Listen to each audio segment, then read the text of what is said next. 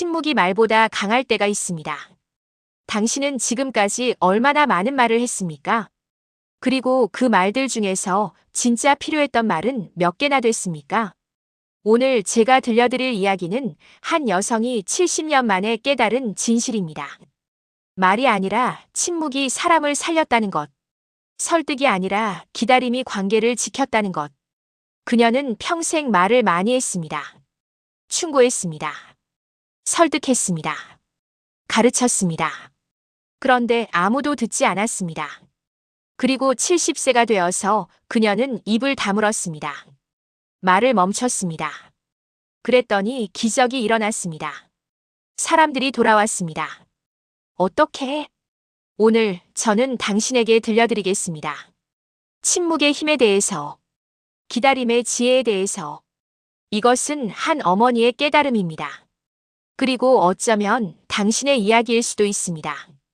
끝까지 들어주십시오. 당신의 관계가 달라질 수 있습니다. 장혜숙 70세. 혜숙은 말 많은 어머니였습니다. 평생 자식들에게 말했습니다. 그렇게 하면 안 돼. 내 말 들어. 엄마가 경험이 많아서 하는 말이야. 며느리에게도 말했습니다. 애는 이렇게 키워야 해. 밥은 이렇게 차려야 해. 집안일은 이렇게 해야 해. 친구들에게도 말했습니다. 너는 그 사람이랑 헤어져야 해. 그건 내가 잘못한 거야. 내가 조언해 줄게. 혜숙은 자신이 옳다고 믿었습니다. 70년을 살았으니까. 경험이 많으니까. 더 잘 알고 있으니까. 그런데 이상한 일이 일어났습니다. 아무도 혜숙의 말을 듣지 않았습니다. 딸은 전화를 받지 않았습니다. 아들은 방문이 뜸했습니다. 며느리는 혜숙을 피했습니다. 친구들은 연락이 끊겼습니다. 혜숙은 혼자 남았습니다. 그리고 어느 날 혜숙은 물었습니다. 왜 아무도 내 말을 듣지 않지? 딸과의 전화.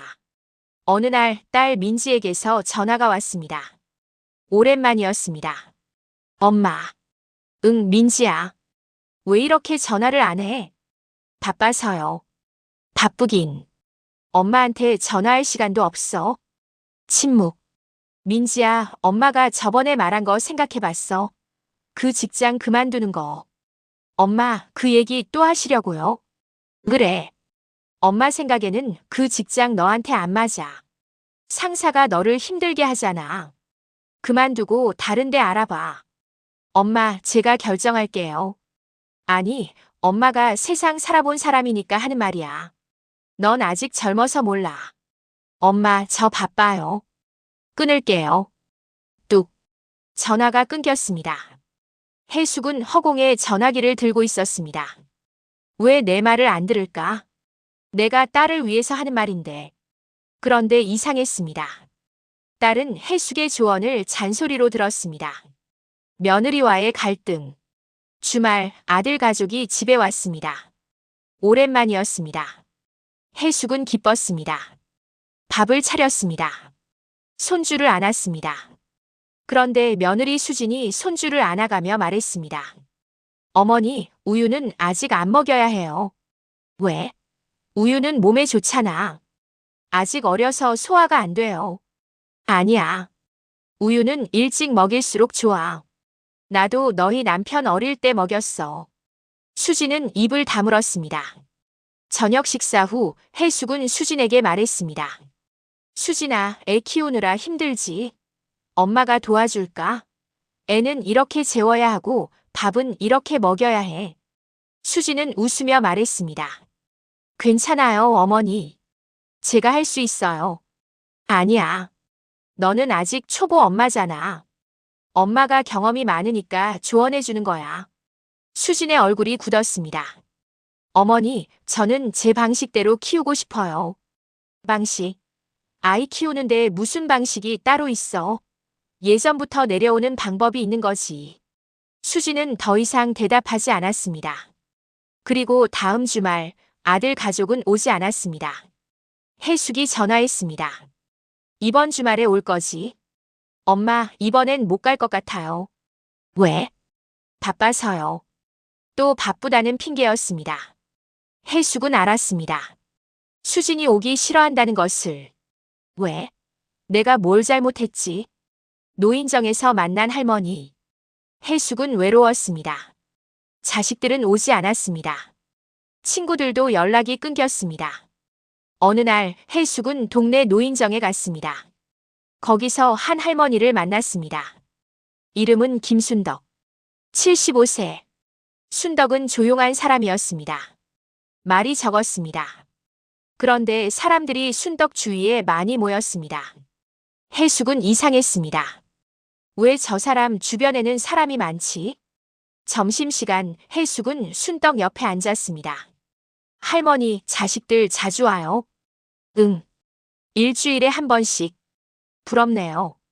우리 애들은 안 와요. 왜? 글쎄요. 바쁘대요. 순덕은 해숙을 조용히 봤습니다. 바쁜 게 아닐 수도 있어요. 그럼 뭔데요? 피하는 거죠. 해숙은 마음이 아팠습니다. 왜 피하겠어요? 제가 뭘 잘못했나요? 순덕은 한참을 생각하다 말했습니다. 해숙 씨, 자식들한테 조언 많이 하세요? 해숙은 고개를 끄덕였습니다. 네. 제가 엄마니까요. 경험이 많으니까 조언해 주는 거죠.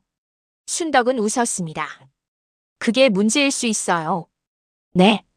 조언은 독이 될 수 있어요. 특히 청하지 않은 조언은요. 해숙은 이해하지 못했습니다. 하지만 엄마가 자식 걱정하는 게 당연하잖아요. 순덕은 차를 한 모금 마시고 말했습니다.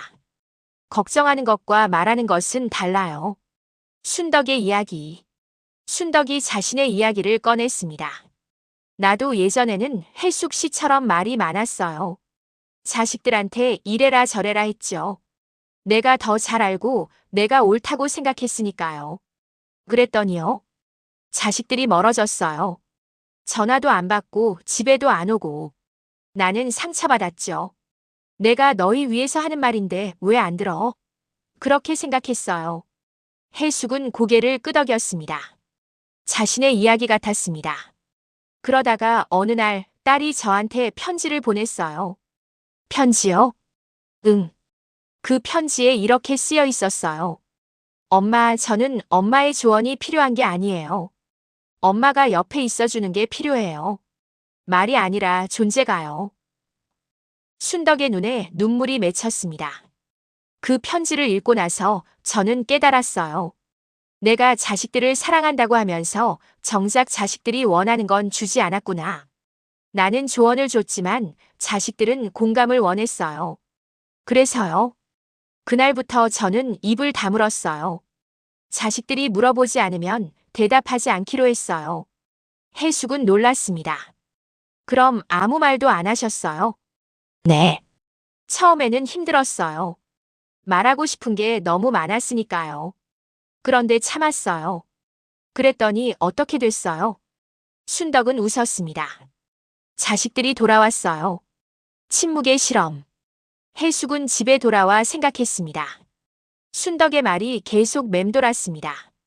조언은 독이 될 수 있다. 말이 아니라 존재가 필요하다. 해숙은 결심했습니다. 나도 한번 해보자. 입을 다물어보자. 다음 날 딸 민지에게서 전화가 왔습니다. 엄마, 저 요즘 너무 힘들어요. 왜? 무슨 일이야? 예전에 해숙이었다면 바로 조언했을 것입니다. 그러니까 엄마 말 들었어야지. 직장 그만두라니까. 그런데 이번에는 참았습니다. 힘들구나. 그게 전부였습니다. 민지는 계속 말했습니다. 상사가 저한테 너무 심해요. 맨날 트집 잡고. 해숙은 듣고만 있었습니다. 입을 꾹 다물고. 엄마는 어떻게 생각하세요? 드디어 민지가 물었습니다. 예전에 해숙이었다면 여기서 쏟아냈을 것입니다. 그러니까 내가 뭐라고 했어. 그 직장 그만두라고 했잖아. 그런데 이번에는 달랐습니다. 엄마는 민지가 결정하는 게 맞다고 생각해. 정말요? 응. 민지가 더 잘 알잖아. 엄마는 민지가 어떤 결정을 하든 지지할게. 민지는 잠시 침묵했습니다. 그리고 말했습니다. 엄마 고마워요. 엄마가 이렇게 말해주니까 힘이 나요. 전화를 끊고 나서 해숙은 놀랐습니다. 내가 아무 조언도 안 했는데 딸이 고맙다고 하네.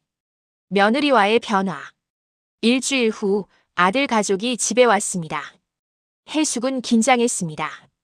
입을 다물기로 결심했으니까요. 손주가 울었습니다. 며느리 수진이 손주를 달랬습니다. 그런데 잘 안 됐습니다. 예전에 해숙이었다면 바로 나섰을 것입니다. 이렇게 해봐. 엄마가 해줄까? 그런데 이번에는 참았습니다. 그냥 지켜봤습니다. 수진이 여러 방법을 시도했습니다. 젖병도 주고 안아도 보고 결국 손주가 잠들었습니다. 수진이 한숨을 쉬며 소파에 앉았습니다. 힘들지? 해숙이 물었습니다. 네. 요즘 밤에 자꾸 깨서요. 예전에 해숙이었다면 여기서 조언했을 것입니다. 그래서 내가 뭐라고 했어. 애는 이렇게 재워야 한다니까. 그런데 이번에는 그냥 들었습니다. 힘들겠다. 수지는 해숙을 봤습니다. 이상한 표정이었습니다. 어머니, 조언 안 해주세요? 해숙은 웃었습니다. 수진이가 더 잘 알잖아. 엄마는 그냥 응원할게. 수진의 눈에 눈물이 맺혔습니다. 어머니, 감사해요. 어머니가 이렇게 말씀해 주시니까 힘이 나요. 그날 이후 수진이 달라졌습니다. 집에 더 자주 왔습니다. 그리고 가끔 물었습니다. 어머니, 이럴 땐 어떻게 하셨어요? 해숙이 조언을 구하지 않았는데도 수진이 먼저 물었습니다. 해숙은 깨달았습니다. 내가 말하지 않으니까 사람들이 물어보는구나. 침묵의 지혜. 3개월이 지났습니다. 해숙은 많이 달라졌습니다. 예전에는 말이 많았습니다. 지금은 듣는 게 많았습니다. 예전에는 조언했습니다. 지금은 공감했습니다. 예전에는 가르쳤습니다. 지금은 기다렸습니다. 그리고 놀라운 일이 일어났습니다. 자식들이 돌아왔습니다. 딸은 일주일에 한 번 전화했습니다. 아들은 주말마다 왔습니다. 며느리는 해숙에게 먼저 연락했습니다. 친구들도 다시 연락했습니다. 해숙아, 요즘 달라진 것 같아. 뭐가? 말이 적어졌어. 그런데 오히려 더 편해. 해숙은 웃었습니다. 내가 말을 줄였더니 관계가 깊어지네. 어느 날 해숙은 순덕을 만났습니다. 할머니, 저 요즘 잘하고 있어요. 뭐가? 입 다물기요. 순덕은 웃었습니다. 어때요? 힘들지 않아요? 처음에는 힘들었어요. 말하고 싶은 게 너무 많았으니까요. 그런데 참았어요. 그랬더니 신기한 일이 일어났어요. 뭔데요? 사람들이 제 말을 듣기 시작했어요. 제가 말을 안 하니까요. 순덕은 고개를 끄덕였습니다. 맞아요. 그게 침묵의 힘이에요.